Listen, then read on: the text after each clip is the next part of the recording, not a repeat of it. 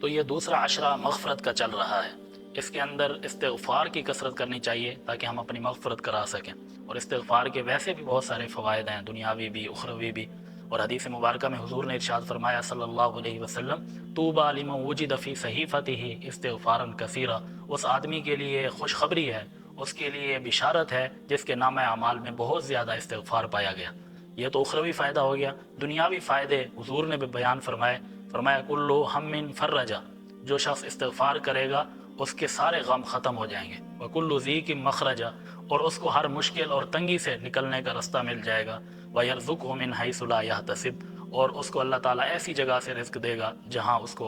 کا وہم و گمان بھی نہیں ہوگا۔ تو یہ دنیاوی فائدے ہیں، اور ہم آج کل ہر بندہ اس حوالے سے پریشان ہے، غم بھی ہیں، ہم بھی ہیں، غموم اور ہموم کی کثرت ہے کہ غم بھی بہت زیادہ ہیں، پریشانیاں بھی بہت زیادہ ہیں، رزق اور معیشت کے بھی مسائل ہیں، تو ان سب کا جو حل ہے وہ استغفار ہے۔